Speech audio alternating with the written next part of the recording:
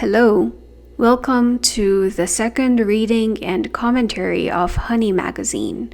Honey Magazine is an app I found on Google Play that allows you to read romantic stories and make choices that may or may not affect the outcome of the story. I wish I was sponsored by them so that I could make a little bit of money, but unfortunately, I'm not. So let's further torment ourselves by going back into the story. In case you haven't seen the previous video, this story is about a protagonist that I have named Lydia Bennett. So Lydia's grandfather owns a very powerful company in Japan. Lydia has to choose a man to be her fiancé and possibly future husband. In a panic, she chooses someone named Taiga, who is tall, handsome, rich, and etc. They are figuring out if they should continue with their engagement or if they should break it off if they're incompatible. This is after the time that Taiga and Lydia have gone on vacation and after they have shared a tender kiss in their hotel room. Let's begin.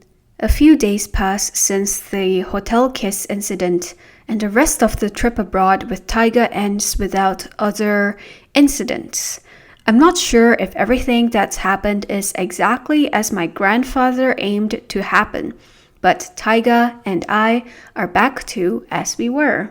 Lydia is in her office and she's thinking to herself, "No, that's not exactly right. We had gotten close before, but now he's rather..." And she gets a text. "Still at work? If it gets late, message me, I'll pick you up." Again, another message. Since coming back from the trip, phone messages from Taiga have become incessant. Pre-trip Taiga never used to message me this, or ever before. But now my screen is buried in messages from post-trip Taiga. Two choices. Number 1, I like it. Number 2, I'm confused. I think we're confused. The more time I spend with Taiga, the less I understand him. Sometimes cold and distant, sometimes affectionate and almost heavy. He's difficult to follow. I can go home by myself. There.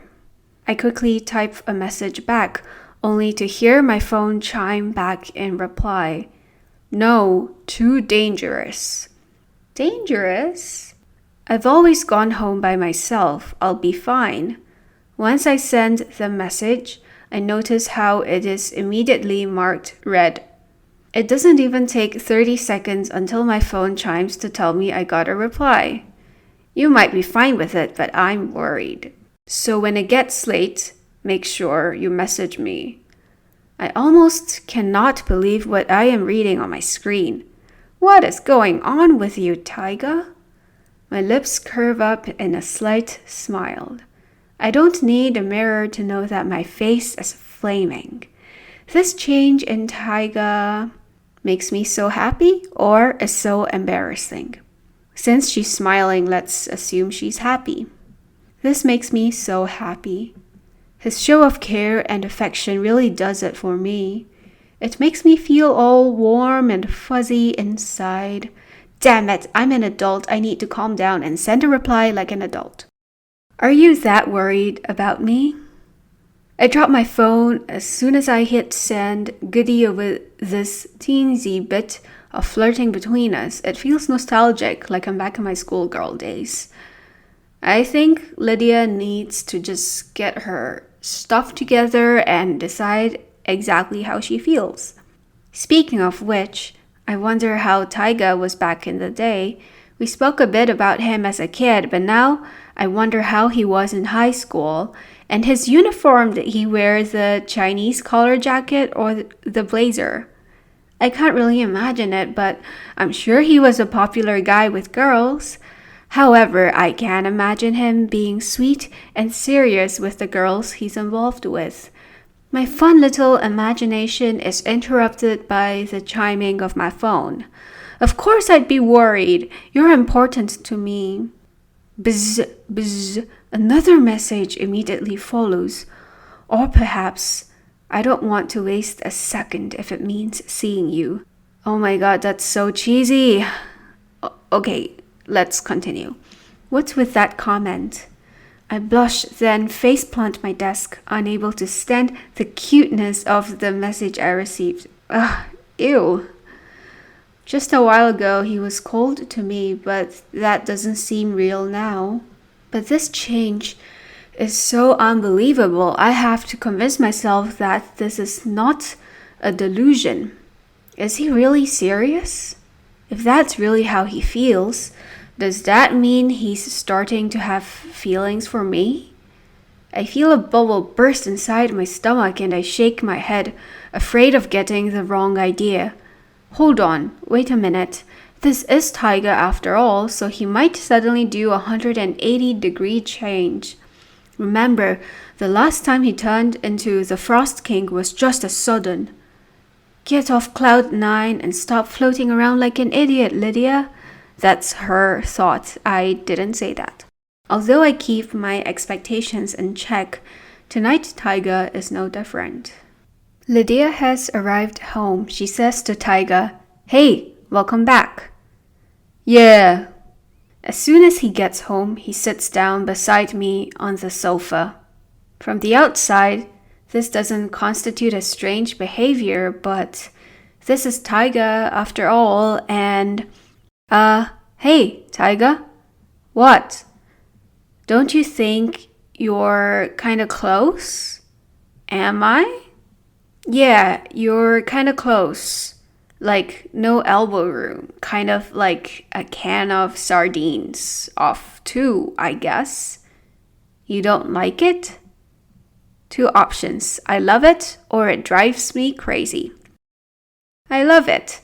If I could spend my life feeling your hot body against mine and, oh my gosh, I'm completely out of my mind. I have to pull myself together. She says, "No, it's not that I don't like it, Taiga. Then there should be no problem." Uh-huh. Right. We're already so close, we might as well be cuddling. Hey, work was tiring. Well, good job today. As he says work was tiring, he draws closer to me and reclines half his weight on me and half on the sofa. I'm happy to see this vulnerable, honest side of him. It's nice to see that we have gotten closer physically and emotionally. Most importantly, it's nice to know that it was not all in my head either. Two options. I stroke his head or I observe him. Let's observe. I'm dying to touch him, but I don't dare. So I look at his relaxed face, secretly admiring his magnificent features. Is it because I'm your type that you're staring at me like that?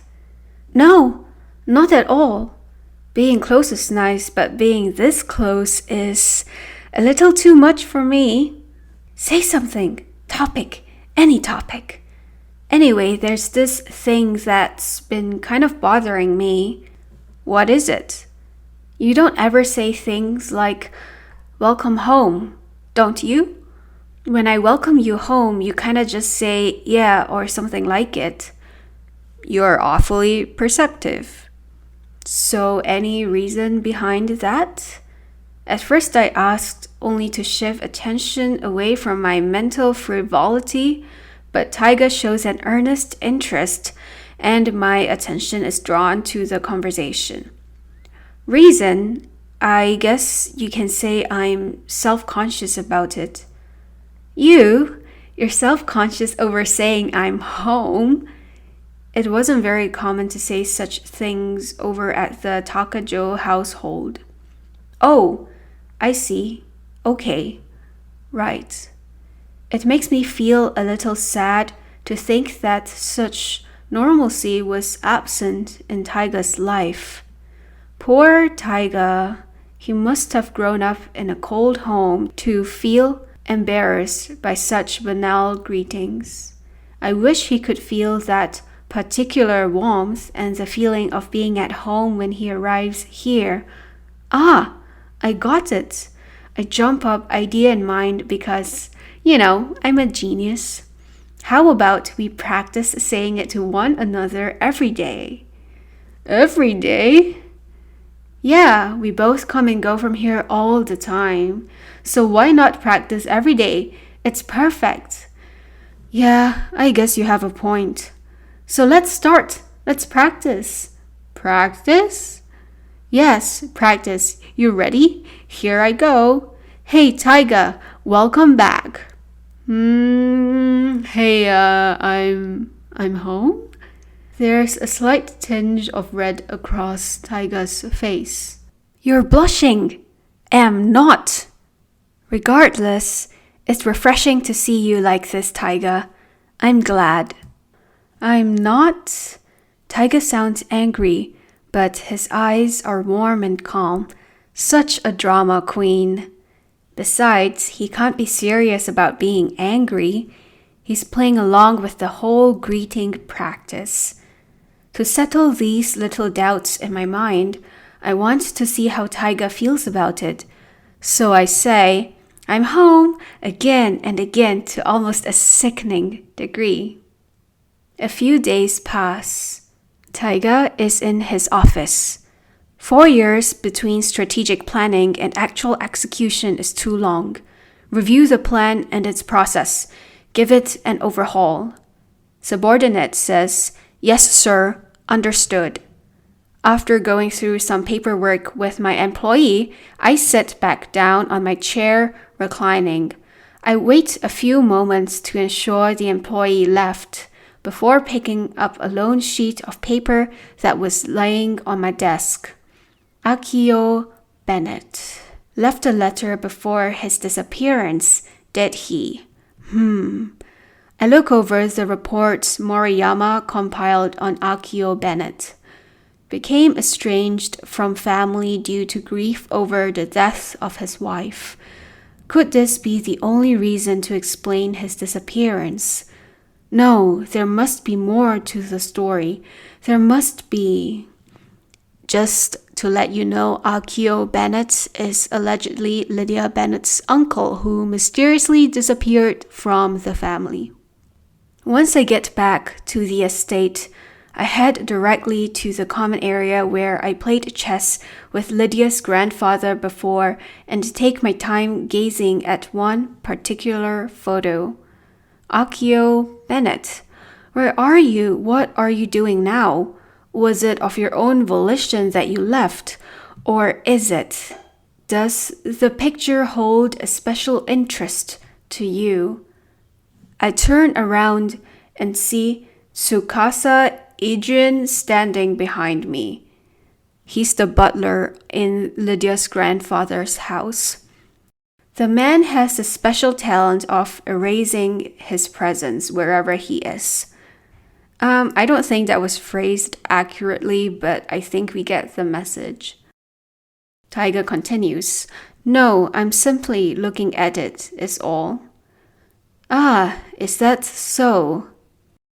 This might be the first time he and I have spoken alone since I've come here. Were you familiar with Akio Bennett? Indeed. He was a very gentle soul and had always been kind to me. Then aren't you worried about his disappearance? Yes, certainly I am, sir. I pray every day that he is safe and well. You won't go searching for him to see where he is now. Well, sir, he left this estate on his own accord, so a search is unnecessary, is what the master has stated before. So her grandfather won't search for him. That's suspicious. Mr. Takajo, may I observe that you are quite concerned over the well-being of Sir Akio? Ah, yes. If he were to return after I've succeeded in the business, claiming to be the rightful heir of the inheritance, it would be trouble I'd like to avoid. I'd like to have that aspect of my affairs secure. Ah, I see. It is just quicker for me if you knew his whereabouts. Do you know where Akio Bennett would have gone? Ah, well. Oh, on that note, yes. In regards to Mr. Akio Bennett, I think it'll be best to ask Professor Domon. I believe you'd remember him from the party held here not too long ago. Domon? Isn't that the guy Lydia's working together with to get his book published? And this Professor Domon, is close to Akio Bennett? Yes, if I recall, his elder sister and Mr. Akio Bennett were in the same high school. One might even call them old friends from that acquaintance. I see. I must apologize. I'm afraid that the help I offer is very little. No, that's plenty. Tsukasa bows politely to signal his leave, turns and begins to walk away. Hey! Yes. Thank you. Is something the matter? Ah, no, sorry. For a moment you reminded me of an acquaintance. An acquaintance? Forgive me, I'm just ruminating things aloud. I'm taking my leave. Should you require anything, I'm entirely at your service. I wait until I no longer see Tsukasa before I turn my attention back at the photo on the wall. Akio Bennett. I feel like there's an untold side to his story, but I could also be overthinking it. We're back in Lydia and Taiga's room. Ah, Taiga, welcome back. Yeah. Don't you yeah me. Come on, one more time. Taiga, welcome back. Hey, I'm home. Damn, why is this so difficult for me? Lydia says, Domon? You mean Mr. Domon? What about him? You mentioned that you're helping him get his book published. That's right. The preparations for his book publication is going well. But... Is there a problem? Not a problem per se. He's just so busy. We haven't had meetings in a while because he doesn't have the time. He's temperamental to begin with, so he'd get in touch only when he feels like it. Oh, sometimes he'd make us wait on the manuscript, and it'd be a volume worth of work. Taiga says, basically, he's kind of a free spirit. That's one way to put it. Yes, exactly. But you know his lectures are extremely popular, so it's not like he has all the time in the world. I see. I'm certain a lecture from a man like him is far more interesting than from some ivory tower intellectual. Yes, I think so too. Wait, why are we on the topic of Mr. Domon? Oh, I had a thought about the party and so happened to recall he was publishing a book, so I just wondered what happened to it. I was thinking of reading it since he's done the hard work of writing it. I'm sure Mr. Domon will be happy to hear that. There is no sign of doubt in Lydia's eyes. My cover is a good one. Lydia says, but in all honesty, if I don't hear from him soon, there'll be trouble. At this rate, I might as well just invite myself to his place. I wouldn't do that if I were you. Huh? Why not? Because he's the type of man who's used to getting his way. Once you enter his place, you'd get taken advantage of. What? No way. Mr. Domon would never. You don't think so? At that age, unmarried with no intention of being tied down? To me, he looks like a womanizer. You're being ridiculous. Besides, even if he tries, I won't just take it. I'd say stop, and he will. You're my fiancé. Even the thought of another man touching you irritates me. Oh. I wrap my arms around Lydia and my breath catches as I feel her warmth nestle in my chest. What would be the best way to get in touch with this Mr. Domon? I can't visit him at the university. That'll cause a scene which I want to avoid. Is there some other way? While Lydia rests in my arms, my mind is busy with these thoughts. There's a promising route to Domon if I consider Lydia. Maybe through her I'd be able to get a chance. We're done with the chapter. Thank you for listening and for going through this with me together. Have a very good rest of your day or night. And let me know if you want to see more content like this.